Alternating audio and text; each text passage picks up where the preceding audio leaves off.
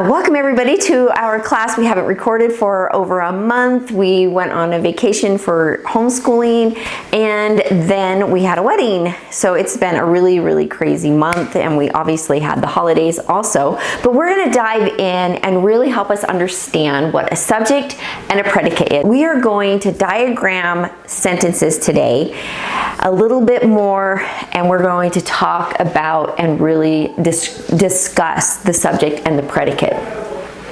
Now here's our first sentence, and I wrote these sentences off of what we did for the holidays. So our movie marathon lasted for 2 days. Now can we just say, well, our subject and predicate is right there. There's our verb. Here's the verb and all the words that go here, and here's our subject and all the words that go there. Can we do that? No. So in this sentence we can't, but I wouldn't plan on doing that as a regular thing to do. That's why diagramming is so important. So let's go ahead and diagram this sentence. So Paul, what is our verb? Our verb is lasted, right? So what lasted? Movie. What are we going to talk about? Marathon. Oh, the movie? Marathon. What are you talking about? We're talking about the marathon. So this right here, lasted, is our simple predicate, the actual verb that goes on the verb line. And marathon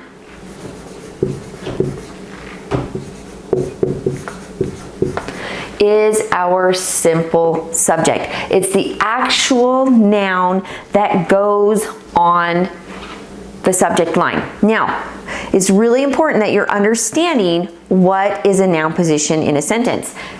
This right here is a noun position in the sentence. This is a subject position. Now, you have two adjectives that's describing marathon. Now, adjectives describe nouns. What are they? Hour and movie. Now remember, hour is capitalized because it's the beginning of the sentence, and movie. So we have, it's our marathon, it's our movie marathon. See how that now we have lasted is our verb, and we have a prepositional phrase acting as an adverb phrase describing our simple predicate, our verb. What is it? For 2 days. For 2 days. Are slanted, and our prepositional phrase, our preposition is for. Now remember, for has a relationship with the object of the preposition, which is what? What's the object of the preposition there? Days. Days.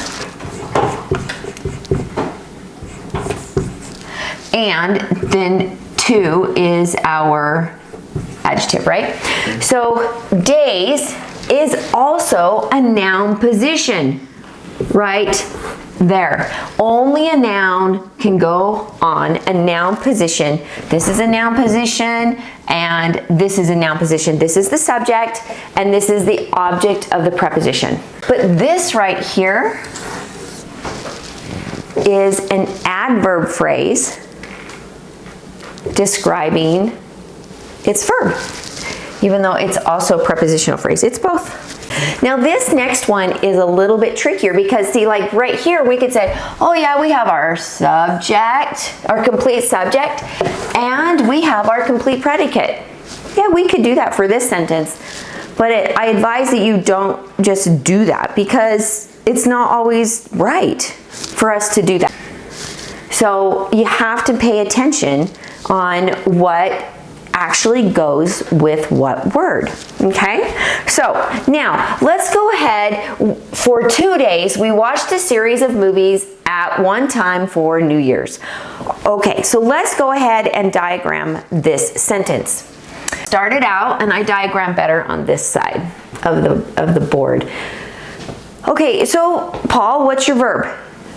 I always start with the verb. Watched. So watched.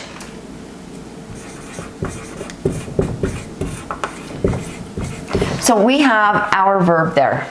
So Daniel, what's our subject? Who watched? Me. So you always ask who or what watched. And we watched. Now see, this is not capitalized because it's not the beginning of the sentence. Just because it's sitting on the subject line, this is a noun position in the sentence, does not mean that we capitalize it.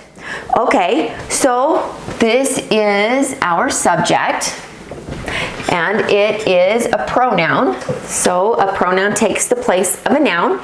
Now, do we have a direct object in that sentence?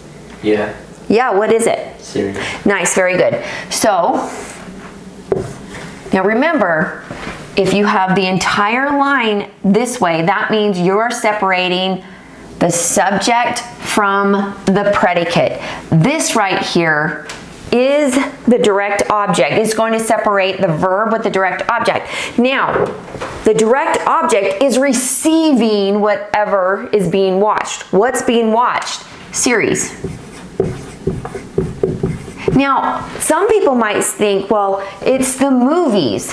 Well, it's not the movies. We watched a series. Now, this is a prepositional phrase, of movies.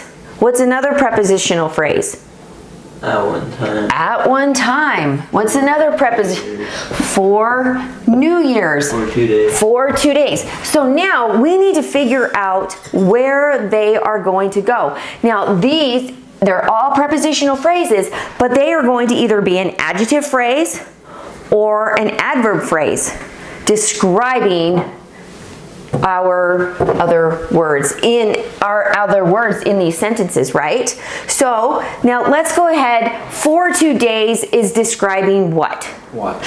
Nice. We watched for 2 days. Well, let's go ahead and write this down. So we have for and days right here. Okay, so now we have our noun position and a noun position. This is a subject position, and this is an object of the preposition position right here. Okay, now this right here is also a noun position. But what noun position is this? A direct object. This is a direct object. This is an object of the preposition. This is a direct object, and this is the subject position. Only nouns or pronouns can go into those positions. And that's what matters when you're trying to figure out clauses and stuff, if you want to figure out a noun clause, because only noun clauses can sit in noun positions. Only nouns can sit in noun positions. And we're going to go over noun clauses a little bit later. See how this right here, see how we couldn't just cut this off right there, Paul? We can't just cut it off. This is the subject and this is the verb. See how we can't do that? Because what is this? It's an adverb. Exactly, Daniel. It's an adverb describing the verb. So this is the subject and this is the predicate. All right, so now let's look at the next one. A series of movies at one time for New Year's. What's the next prepositional phrase? They go together. What's it describing? Series. Nice. So this is going to go off of movies. Okay, so at one time, so where does that one go? After series or movies. So we're watching series at one time, of movies at one time. So it's not always black and white. So yeah, we could put it of movies at one time, right? So this is at, and what goes on the line? What's your object of the preposition? Time. One. And one is your adjective. Okay, so what's for New Year's? Okay, so Daniel, I like that. So for New Year's can go on watched. So we can do for New Year's, right? I'm just going to do that. Yeah. Or we can have it go on what else? What else do you think it could be describing? It could be describing, we watched for New Year's, the series. What else could it be describing? Movies. It could be describing movies. Okay, so for New Year's. We watched movies for New Year's. So it's not always black and white. There can be other options. So, but look what happens here. We have only one word as the complete subject. And look at all of these words right here that goes for the complete predicate. Now this right here, this verb alone is the simple predicate, and this subject alone is the simple subject. Even though there's only one word, it's still called the simple subject. But this is the subject, the complete subject, and this right here is the complete predicate. Okay, so now look at this one. Is watching a series of movies at one time hard on older people? Well, I'm an older person, and it's a little bit hard on me, but is this easy to diagram? Yeah. No. I think it's a little bit more difficult to diagram a question. So what do we need to do when we're diagramming a question? Into a statement. We put this into a statement because look, we have our verb right here. And can we just draw our line and say, oh, this right here is the entire predicate? Can we do that? No, what, honey? There's no question mark. Oh, question mark. Okay, so we can't just say this is our entire predicate. That doesn't work. So how are we going to rewrite this right here? Let's rewrite it. Watching a series of movies at one time is hard on older people. Watching a series of movies at one time is harder on older people. Yeah. So now can we diagram this a little bit better? We can. So first off, what's our verb now? Is hard. So see how we have verbs right here. See how separated they are? But it's still the one verb. Okay, so now we're going to go is hard, right? Now this is our simple predicate. What is hard?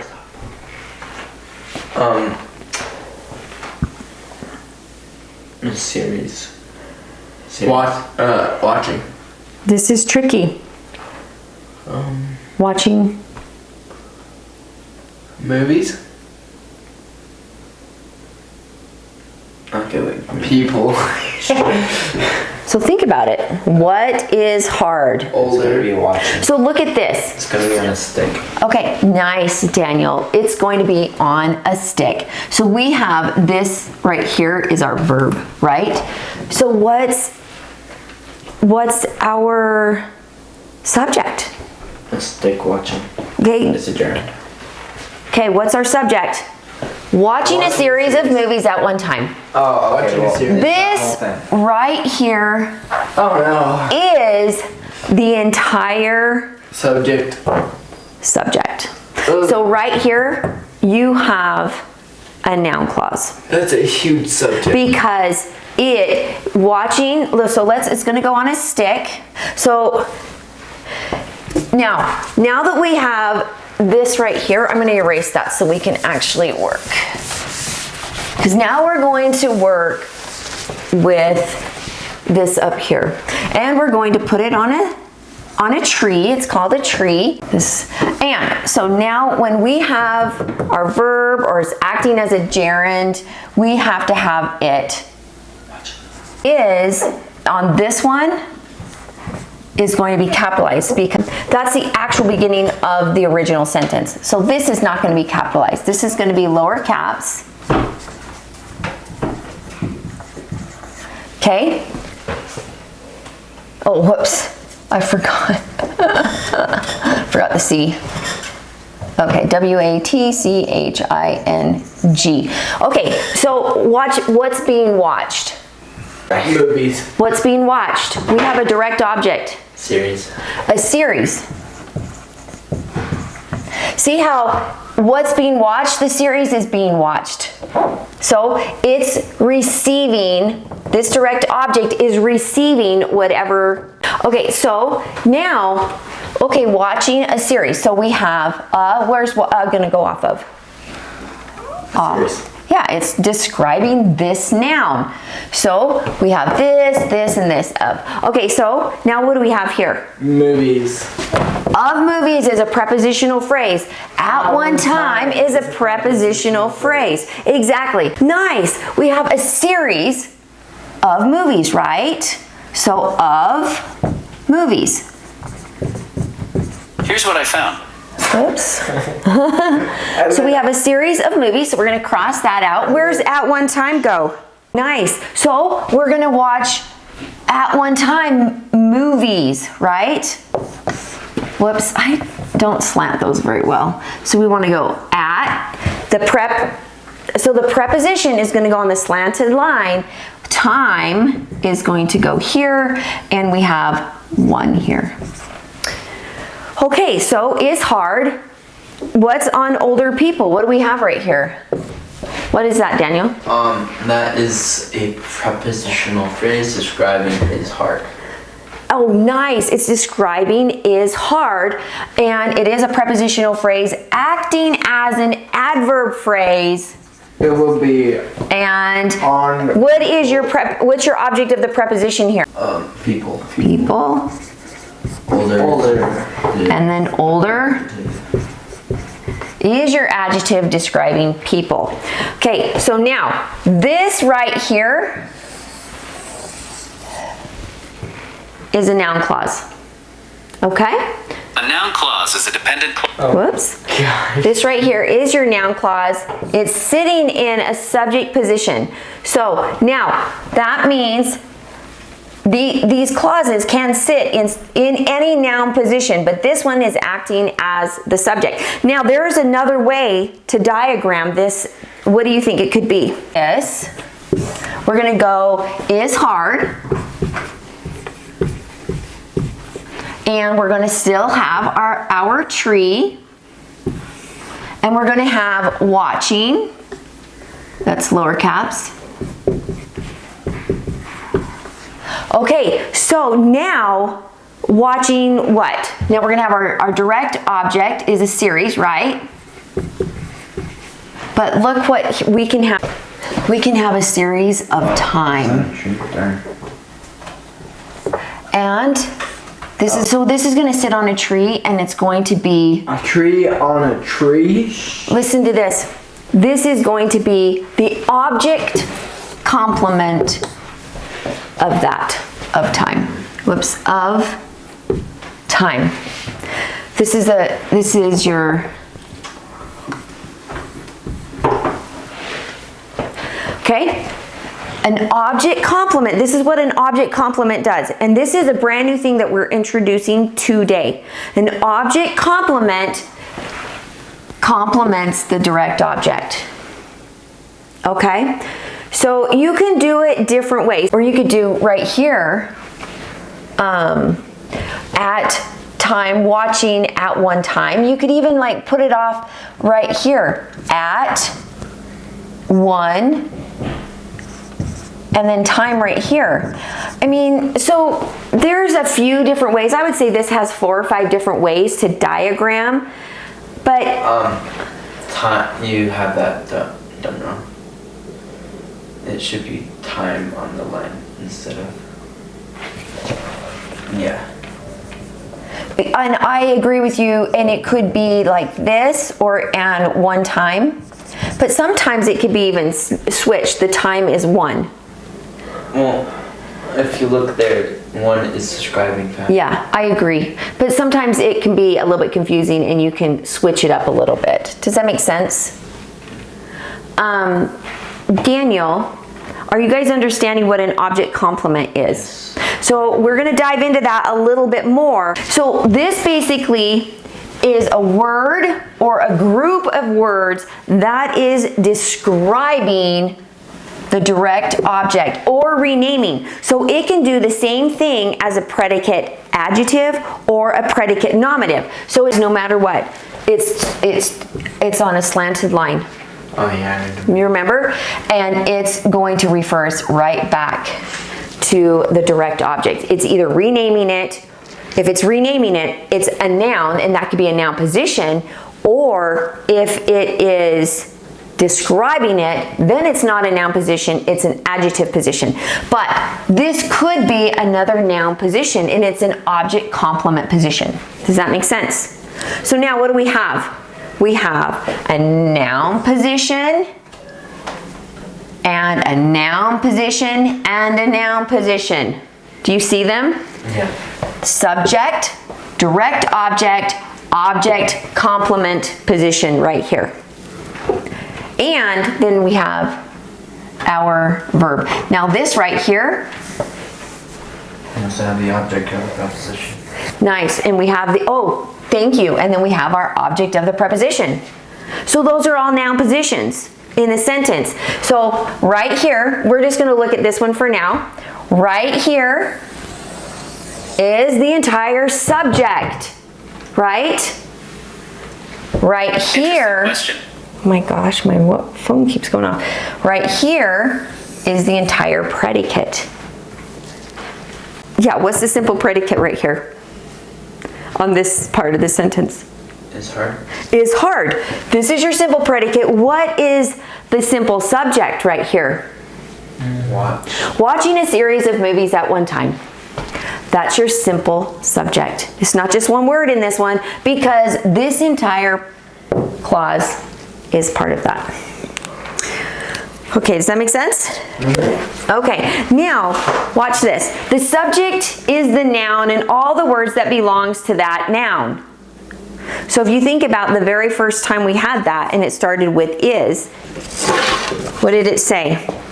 Is watching a series of movies. See how it's so much easier once you change it out and you put your words together. But a subject is the noun and all the words that belong to that noun. See how all these words belong to its noun. Okay? This is the noun. All right. So the subject is the noun that is doing everything in the sentence. So this subject right here is doing, it's hard, right? On this, it's hard on older people. So this entire subject is doing this. I want you to tell me the different positions of the sentence. This is the subject. Subject. Predicate. Verb. And this is the predicate. Let's go, this is the simple subject. Simple predicate. Simple predicate. Hard predicate.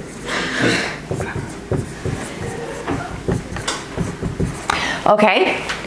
And then we have our direct object. What would this be? Our indirect object. Our object complement. And what's another noun position? Direct object. Let's do, this is our preposition, and this is the object of the preposition. So now look at this. So let's just do this again. And we have our subject. So simple subject, simple predicate. So sorry I'm writing so fast. Now what's this going to be? Indirect object. So, no. Sorry. PM. Predicate nominative and a predicate P. adjective. So this can either be a noun position or an adjective position, depending on what words you put in there. So this is a noun position, noun position, noun position, noun position, noun position, noun position, noun position. So it's very important that you're understanding your noun positions, because then you're able to use your words properly. Because if you're saying, well, is that a noun clause? And you're trying to understand a noun clause, but if you're not even understanding what a noun position is, you're not going to be able to identify if that's a noun clause or not by doing that. But that's what the different positions are when you're doing your basic diagramming. So the predicate is the verb, the simple predicate, and all of the words after the verb.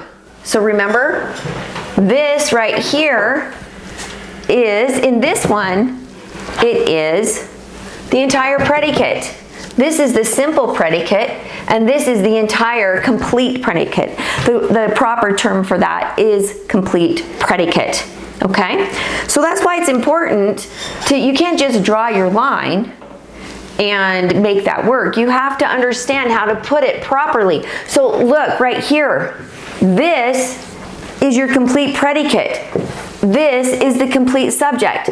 Complete subject, complete predicate. That's how that works when you're putting that on your actual diagramming. And see if you remember looking back, they move around. I thought this was really interesting, you guys. The Latin root. So this has a Latin root. Predicate has a Latin root. Yes, sweetie? So if you want to diagram a question, you have to make it into a statement.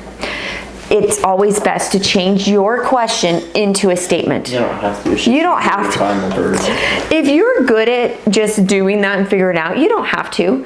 But the very best way to not mess that up is to rewrite your question into a statement. Okay, so now I find it really fascinating that the word predicate is a Latin root, which I'm sure that you guys are not surprised about that. Are you surprised about that, Dan? Not really. No, we're not surprised about that because so many of our words have Latin roots. But this one is a little bit interesting. The Latin root is not being followed accurately for this word. So for the Latin root in predicate, it means to proclaim, to assert, and that doesn't really follow what this does. But this is another verbiage that we use for the Latin root, and it's imply. So if you think about your predicate is implying what's going on in your subject, that might help you remember, that might just help you remember a little bit, okay? But it's not, and there's been controversy over this a little bit. So sometimes the words after the verb belong to the subject. So when you're looking at your sentence, sometimes we have the words sitting in our predicate section, or so it looks like, but it's actually describing the subject, and it's going to actually belong in the subject. So that's why it's so important that you walk through and figure out what it is so you can, so I think that diagramming sentences helps you really truly understand your language better, the English language better, or whatever language you're in, so you can place them and understand how to use your words properly. Now, so sometimes the verb is just the predicate. So sometimes the words after the verb belong to the subject. So sometimes the verb is just the predicate. Okay, so sometimes you're just going to have a whole bunch of words, and then you're going to have the simple subject, and then you're going to have a bunch of adjectives here or whatever, and then, but these sat over here in the actual sentence, and you're just going to have the verb, or what are we going to call that? The simple predicate, all by itself, even though it looked like it was actually sitting over here in the predicate. But when you rewrite it, or when you diagram it out and it's actually describing the subject, that's why you can't just say, oh, I'm going to break this, and this is your subject and this is your predicate. You can't do that. All right, so now remember, the simple predicate is the verb only. Simple predicate is the verb only. The simple subject is the noun only. In this part of the lesson, it's actually an add-on to lesson 67. We had a viewer that asked if we could explain noun clauses a little bit better. And so these lessons I've put together for my kids, and I thought it would be really great to put them out for everybody to see, because that the grammar taught in the public schools wasn't good enough. And so I felt that this was a really great question that the viewer asked. So I felt that it was worth adding on to the lesson. Okay, so what the viewer asked is if we could talk more about noun clauses. And for a noun clause, boys, you have to understand what a noun position is in a sentence. And if you do not understand what a noun position in a sentence is, then you're not going to figure out what a noun clause is.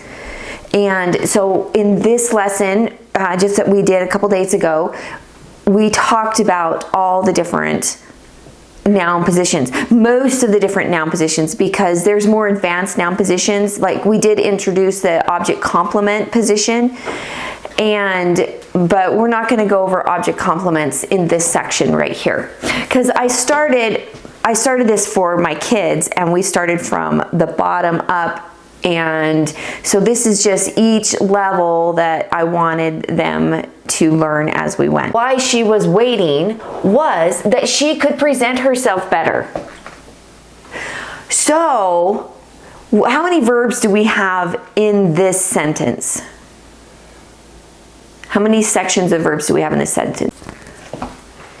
Why she was waiting. Right here, why she was waiting. That is its very own clause, right? And what's this another clause? Is present one a verb? Yeah, yes, could present. Because this is your helping verb.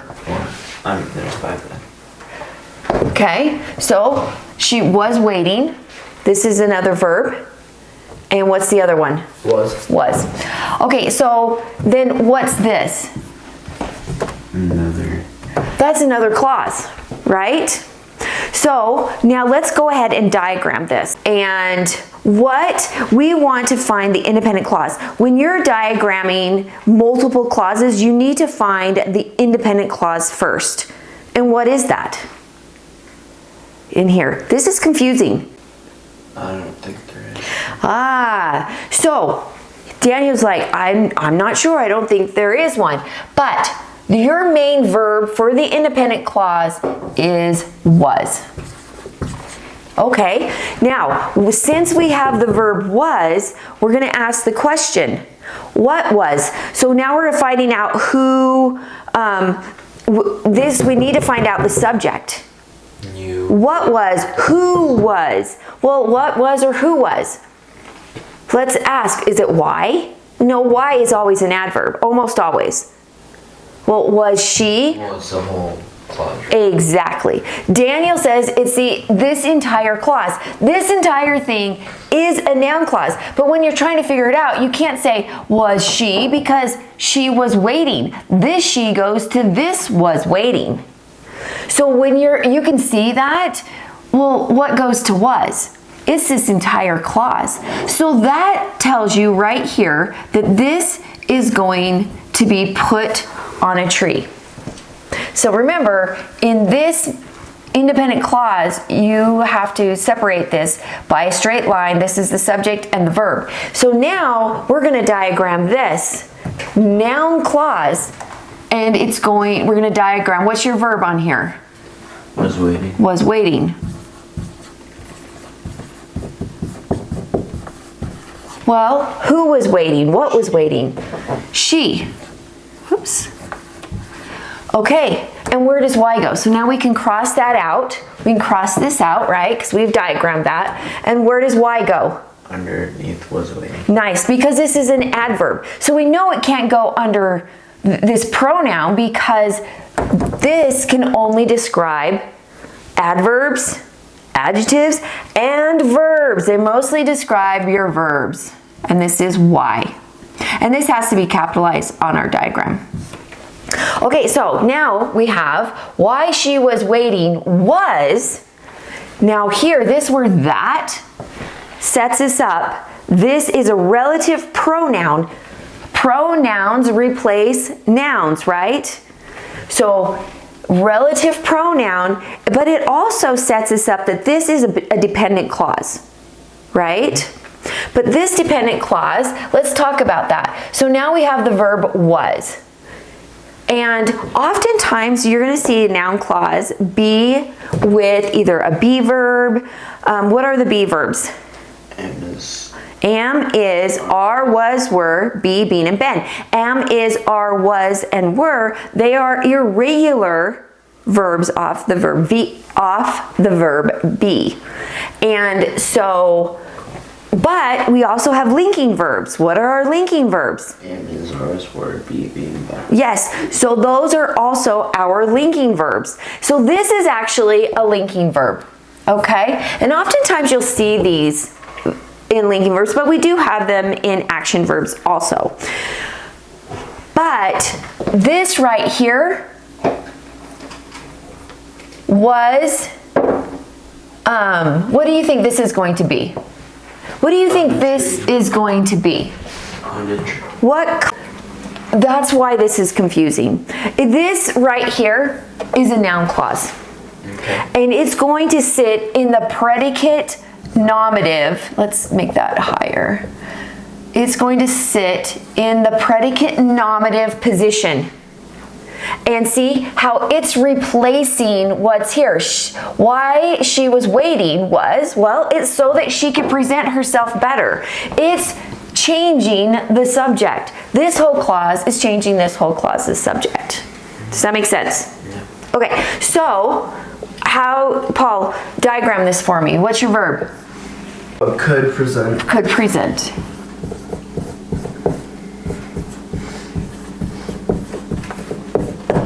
Okay, who could present? She. Whoops. She could present. So we can cross that out. Well, she could present, what's herself? She. Where does herself go? Oh, under. Ah, nice. Oh, it is a direct object. And what's better?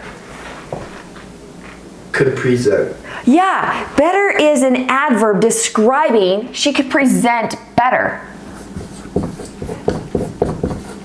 Okay, so we have one word left up here, and it's the word that. What is the word that? Where should it go? Over could present on dot. Yeah, it over could present on the dot that.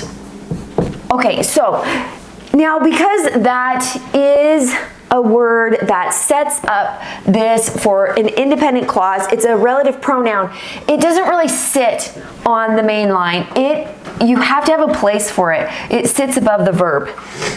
And this is setting up for this. So that is replacing what? She. Oh, cool. All right. Now, what if I decided that I want to replace the word that with so? Is this now a noun clause? If I did so? No. No, because that word says I'm a dependent clause. And so though is a coordinating conjunction. Now coordinate means means with, and ordinate means in order, right? So says, well, this clause has the same weight as this clause. So all this right here, this is no longer a noun clause.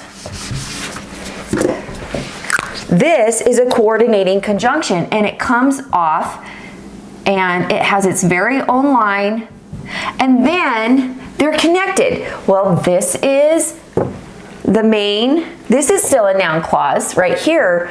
This right here is an independent clause, and this right here is an independent clause. And so you would still diagram this part the same. So we have could present. Present what? Herself, right?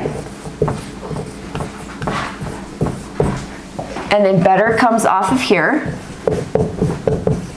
So, see the difference? This is no longer a noun clause. This is still a noun clause because we changed the word. One word. So connects and joins with each other, because this is a coordinating conjunction. And the word that sets it up as a dependent clause. Tell me why you want ice cream. How many verbs do we have in here? 2. So you have 2 verbs. What are they? Tell and why. Okay, No. tell and want. Okay, so now you have, so what are your different clauses in here? So since you know you have verbs completely separate, now not always that means you have different clauses, but in this one you have a subject here and then you have another subject that's assumed. Okay. Tell is your verb. So tell is your main verb. Okay, so we have tell, or actually it's going to go tell me, and why, and to ice cream, right? Okay, so now that means tell me is your independent clause. So why you want ice cream is a dependent clause. And so how are we going to do this? What do you guys think? Tell. So tell, and it has to be capitalized because it's capitalized here. Well, you is assumed. Tell who? We'll tell you. And so it's assumed. If it's assumed, you always put you in here. Okay? So what's me? An indirect object. It's an indirect object. So it's going to come off of your verb. Now, what are we going to do here? Why you want ice cream? Well, where is why you want ice cream? Where's that going to go? What do you guys think? Tree. On a tree where? In the. So, look at this. Look at tell, and After tell. it's going to go after tell, and tell is an action verb. So could it have a direct object? Yeah. Now remember, action verb says, well, I could have a direct object. What's receiving the telling? Why you want ice cream is receiving the telling, right? So that is going to be a direct object. Whoops. That's going to be a direct object right here. Why you want ice cream? What's being told? Well, it's why you want ice cream. So what do we have to do here? What's your verb? Want. Who wants? You. You want. And what's your direct object here? Ice cream. Ice cream. Now, where is why? Off want. It's off of want. Remember, why is almost always an adverb. But let's look at this one. So tell whoever will comply why you want ice cream. Basically, it's basically saying you're trying to beg for ice cream, but I'm not bending. So whoever will bend is who will buy you the ice cream. Okay, so here we basically have the same subject and verb, right? And we're gonna go tell, and you is assumed, right? And then what do we have? Whoever will comply. Well, whoever will comply, what is that? It's its own clause. It's its own clause. So we have its own clause here, we have our own clause here, and we have our own clause here. Let's just finish this sentence, this line. What's this going to be? The same thing. Yeah, it's a direct object. So we're just going to do, it's going to sit on a tree, and we're going to have you and want and ice cream. Whoops, not writing that very well. Ice cream. I'm just going to do it, abbreviate, and why, right? But where's this going to go? Is it gonna go on its whole separate line? So this right here is going to sit in an object position. And what is this object position right here? Direct object. Indirect object. This right here is an indirect object, Right. but it's a noun clause. Can you see that? And so this is going to go on a tree. And what's your verb? Will comply, right? You see that? Who will comply? What will comply? Whoever.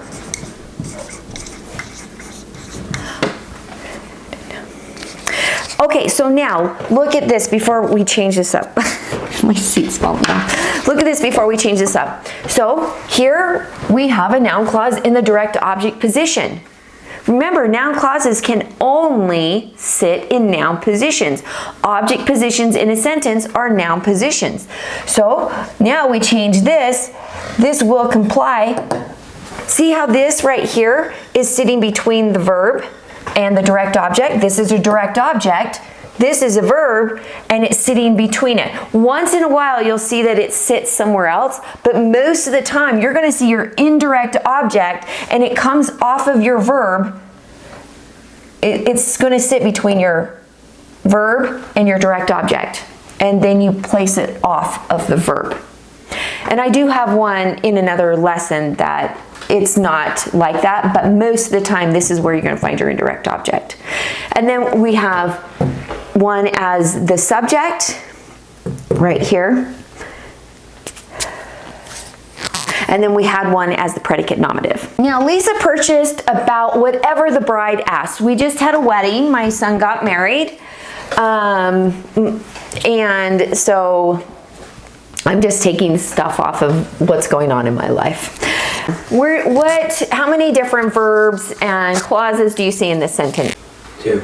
Lisa purchased about whatever the bride asked. Okay, 2. What are they? Lisa purchased. Lisa purchased.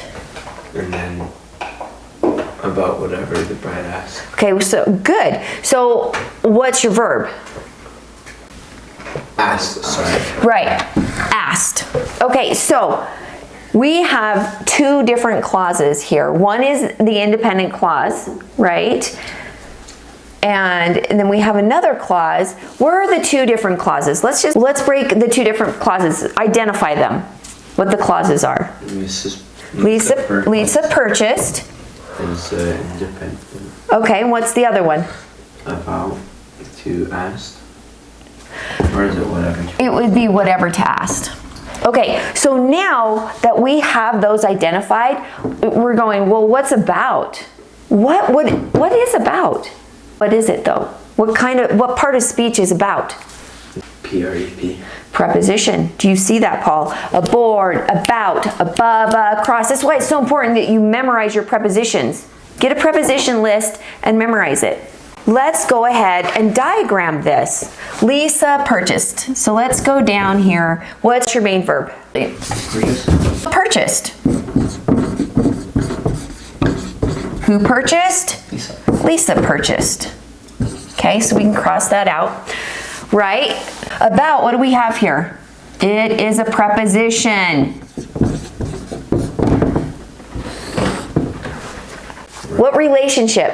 Whatever the bride asks. See, it's not about what? It's not about just the bride. It's about whatever the bride asks. This is a noun clause. How do we know it's a clause? It has a subject and a verb. Okay? So that means this goes on a tree. Be a tree. Exactly. When it goes on a tree, that means you know that it has multiple words. There's other things that it could be doing, because then you have to diagram it with its subject and verb here. So we have asked. Who asked? Bride. The bride asked. And the is an article acting as an adjective. It's almost always on its noun, right? Where does whatever go? Well, whatever is being asked. This is a direct object.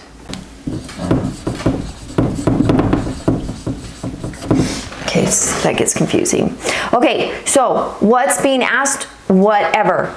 And that's your direct object. See how the direct object's up here? So sometimes it's not always in line. That's why it's important that you understand how to walk through and understand what your words are. But let's change the word about to almost. Now what happens? It's What is almost? an adverb.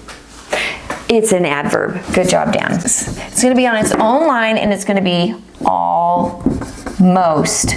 But now where's that go? What is it going to be? A direct object. We have, it changes things. We have a direct object is whatever.